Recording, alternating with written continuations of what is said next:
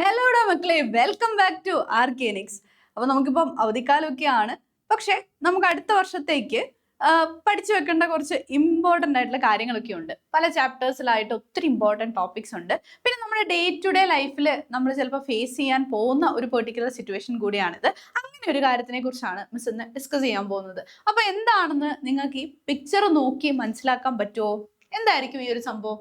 മുകളിൽ എഴുതിയിട്ടുണ്ട്. എന്താണ്? നമ്മുടെ ബ്ലഡ് ക്ലോട്ടിംഗ് പ്രോസസ് ആണ്. ഓക്കെ, അപ്പൊ നമ്മുടെ രക്തം കട്ട പിടിക്കുക എന്ന് പറഞ്ഞ പ്രോസസ്സിനെ കുറിച്ചാണ് ഇന്ന് മിസ് പെട്ടെന്നൊന്ന് പറഞ്ഞു തരാൻ പോകുന്നത്. ഓക്കെ, അപ്പൊ ശ്രദ്ധിച്ചിരിക്കണം കേട്ടോ.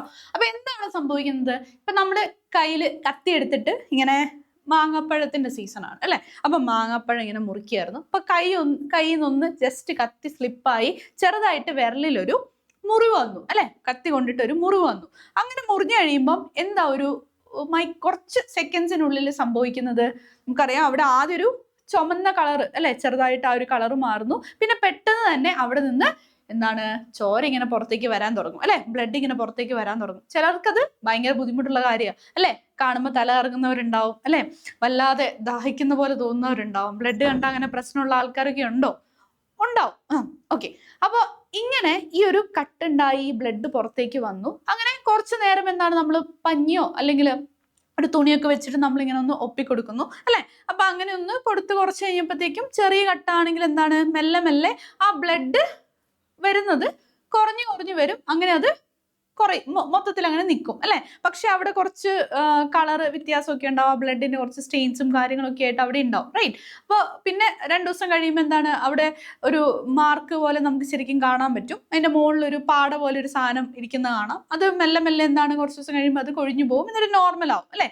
ഇതാണ് സംഭവിക്കുന്നത് അല്ലെ. അങ്ങനെയാണ് നമ്മുടെ ശരീരത്തിൽ അധികം ബ്ലഡ് ഒന്നും പുറത്തേക്ക് പോകാതെ നമ്മുടെ ബോഡി അതിനെ മെയിൻറ്റെയിൻ ചെയ്യുന്നത്. അപ്പൊ ആ ഒരു പെർട്ടിക്കുലർ പ്രോസസ്സിനെയാണ് നമ്മൾ ബ്ലഡ് ക്ലോട്ടിംഗ് എന്ന് പറയുന്നത്, അല്ലെ രക്തം കട്ട പിടിക്കുക എന്ന് പറയുന്നത്. അപ്പൊ ഈ രക്തം കട്ട പിടിക്കുന്നത് ശരിക്കും നമ്മുടെ ബോഡീന്റെ ഉള്ളിൽ എന്തൊക്കെ സംഭവിക്കുമ്പോഴാണ് എന്ന് നമുക്കൊന്ന് മനസ്സിലാക്കിയാലോ? യെസ്. അപ്പൊ ഇവിടെ ബ്ലഡ് ഇതേപോലെ നമ്മുടെ നോർമൽ ബ്ലഡ് വെസൽ, ഇതൊരു ബ്ലഡ് വെസലാണ് അല്ലെ. അപ്പൊ ഈ ബ്ലഡ് വെസലിന്റെ ഉള്ളിൽ കൂടെ നമുക്കറിയാം ഇവിടെ RBC ഉണ്ട്, പ്ലേറ്റ്ലെറ്റ് ഉണ്ട് അല്ലെ, WBC ഉണ്ട്. ഇവരിങ്ങനെ സ്മൂത്ത് ആയിട്ട് ഒഴുകിക്കൊണ്ടിരിക്കുക. അങ്ങനെ ഒഴുകുന്ന സമയത്താണ് പെട്ടെന്ന് എന്ത് സംഭവിച്ചത്? നമ്മൾ കത്തിയെടുത്തു, ഒരു മുറിവുണ്ടായി അല്ലെ.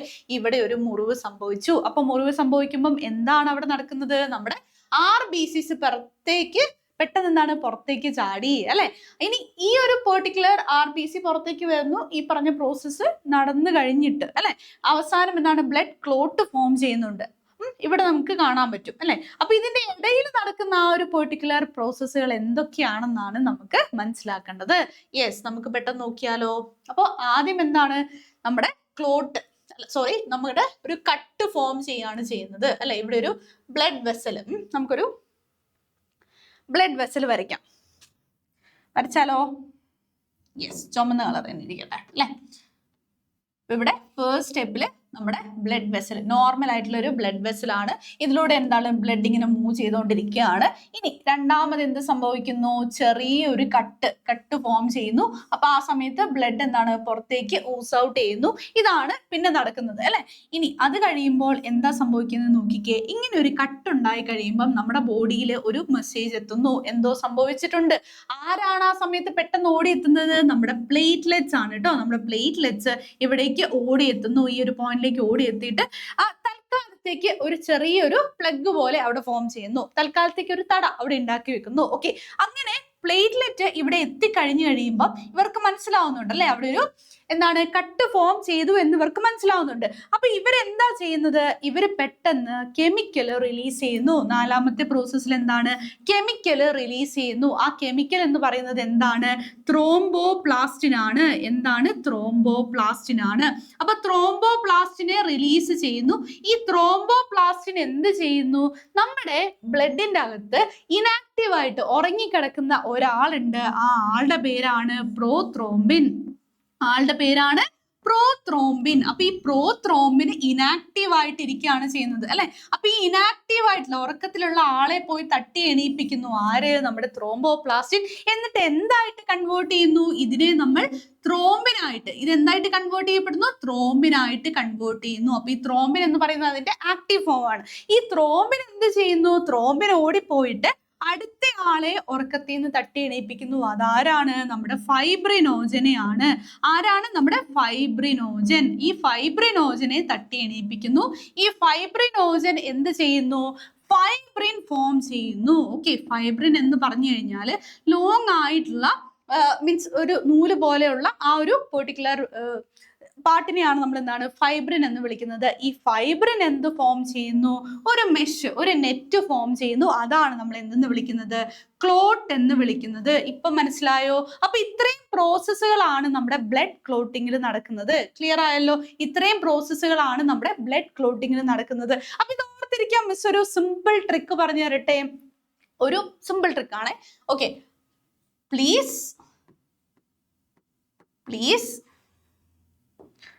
ഇത് കാണുന്നില്ല എന്ന് തോന്നുന്നു. Okay, please take proper treatment four cut. Okay, എന്നാണ് ഈ ഒരു ക്ലൂ നിങ്ങൾ ഓർത്തിരുന്നാൽ മതി. അപ്പൊ ഇവിടെ പഠിക്കാനുള്ള ഒരു സിമ്പിൾ ക്ലൂ ആണ് please take proper treatment four cut. അപ്പൊ പി എന്തിനെ റെപ്രസെന്റ് ചെയ്യുന്നു? പ്ലേറ്റ്ലെറ്റ്. അപ്പൊ പ്ലേറ്റ്ലെറ്റ് വരുന്നു. എന്താണ് ടി? എന്താണ്? ത്രോംബോപ്ലാസ്റ്റിൻ അല്ലെ? ത്രോംബോപ്ലാസ്റ്റിനെ ഇവിടെ റിലീസ് ചെയ്യാണ് ചെയ്യുന്നത്. എന്താണ്? പി പ്ലേറ്റ്ലെറ്റ്, ടി എന്ന് പറയുന്നത് ത്രോംബോപ്ലാസ്റ്റിനെ റിലീസ് ചെയ്യുന്നു. ത്രോംബോപ്ലാസ്റ്റിൻ പോയിട്ട് പ്രോപ്പർ അതിലെ പി എന്ന് പറയുന്നത് എന്താണ്? പ്രോത്രോംബിനെ ആക്ടിവേറ്റ് ആക്കുന്നു. അപ്പൊ എന്താണ്? ത്രോംബിനായിട്ട് കൺവേർട്ട് ചെയ്യുന്നു. ത്രോംബിൻ എന്ത് ചെയ്യുന്നു? നമ്മുടെ ഫൈബ്രിനോജനെ പോയിട്ട് ആക്റ്റീവ് ആക്കുന്നു. അപ്പൊ ഫൈബ്രിനോജൻ എന്ത് ഫോം ചെയ്യുന്നു? ഫൈബ്രിൻ ഫോം ചെയ്യുന്നു. ആ ഫൈബ്രിൻ എന്ന് പറയുന്നത് എന്താണ്? ആക്ച്വലി ക്ലോട്ട് ആണ്. അപ്പൊ സി എന്തിനെ റെപ്രസെന്റ് ചെയ്യുന്നു? ക്ലോട്ട് അല്ലെങ്കിൽ ഫൈബ്രിനെ റെപ്രസെന്റ് ചെയ്യുന്നു. അപ്പൊ ഈ ഒരു സിമ്പിൾ ട്രിക്ക് വെച്ചിട്ട് നമുക്ക് എന്താണ് ബ്ലഡ് ക്ലോട്ടിങ് എളുപ്പത്തിൽ ഓർത്ത് വെക്കാവുന്നതാണ്. അപ്പൊ മക്കൾക്ക് മനസ്സിലായല്ലോ? അപ്പൊ ഇവിടെ നിങ്ങൾക്ക് കാണാൻ പറ്റും പ്രോത്രോംബിൻ അല്ലെ? ത്രോംബോപ്ലാസ്റ്റിന്റെ പ്രസൻസിൽ ത്രോംബിൻ ആവുന്നു, ഫൈബ്രിനോജൻ ആവുന്നു, ഫൈബ്രിൻ ഫൈബേഴ്സ് ഫോം ചെയ്യുന്നു, ക്ലോട്ട് ബ്ലഡ് ക്ലോട്ട് ഫോം ചെയ്യുന്നു അല്ലെ? മുറിവുണ്ടാവുമ്പോൾ ഈ ഒരു പ്രോസസ് ആണ് ശരിക്കും നമ്മുടെ ശരീരത്തിനുള്ളിൽ നടക്കുന്നത്. അതുകൊണ്ടാണ് കുറച്ച് മിനിറ്റുകൾക്കുള്ളിൽ തന്നെ എന്താണ് ഈ ഒരു ബ്ലഡ് ക്ലോട്ട് ചെയ്തിട്ട് നമുക്ക് ആ ബ്ലഡ് പിന്നെ പുറത്തേക്ക് വരുന്നത്, നിൽക്കുന്നതായിട്ട് കാണാൻ സാധിക്കുന്നത്. പിന്നെ ഒരു പാട പോലെ നമ്മുടെ ആ ഒരു കട്ടിൽ നിന്ന് കുറച്ച് ദിവസം കഴിഞ്ഞ് കൊഴിഞ്ഞു പോകുന്നത് എന്താണ്? ശരിക്കും പറഞ്ഞാൽ ഈ ഫോം ചെയ്ത ക്ലോട്ട് ആണ്. ഓക്കെ, അപ്പൊ അത് മനസ്സിലായല്ലോ? അപ്പൊ ഇതുപോലുള്ള ഇൻട്രസ്റ്റിംഗ് ആയിട്ടുള്ള ടോപ്പിക്സും പിന്നെ അടുത്ത വർഷം നമുക്ക് പഠിക്കേണ്ടതായിട്ടുള്ള ടോപ്പിക്സ് ഒക്കെ ആയിട്ട് നമുക്ക് കാണാൻ പറ്റും. അപ്പൊ എല്ലാവരും വെക്കേഷൻ ഒക്കെ അടിച്ചു പൊളിക്കുക. പിന്നെ കുറച്ച് സമയത്തൊക്കെ ഇതുപോലെ സിമ്പിൾ ആയിട്ടുള്ള ടോപ്പിക്സ് ഒക്കെ നിങ്ങളൊന്ന് വായിക്കാനും ശ്രദ്ധിക്കുക കേട്ടോ. അടുത്ത വർഷം നമ്മൾ +1 കയറുമ്പോൾ കുറച്ചും കൂടെ ബുദ്ധിമുട്ടായിരിക്കും. അപ്പം അതൊന്ന് എളുപ്പമാക്കാൻ വേണ്ടിയിട്ട് ബേസിക് ആയിട്ടുള്ള കാര്യങ്ങളൊക്കെ നിങ്ങളൊന്ന് പൊടി തട്ടി എടുക്കുക. നിങ്ങൾ മാക്സിമം അടിച്ചു പൊളിക്കണം, യാത്ര ചെയ്യണം, നിങ്ങളുടെ പാഷനൊക്കെ നിങ്ങൾ വളർത്തണം, നിങ്ങൾക്ക് ഇഷ്ടപ്പെട്ട കാര്യങ്ങളൊക്കെ നിങ്ങൾ ചെയ്യണം. ആ കൂട്ടത്തിൽ ഇടയ്ക്ക് എന്താണ് ഒന്ന് പഠിക്കുകയും ചെയ്യണം കേട്ടോ. ഓക്കെ മക്കളെ, അപ്പൊ നമുക്ക് വീണ്ടും കാണാം. So thank you, bye bye and take care.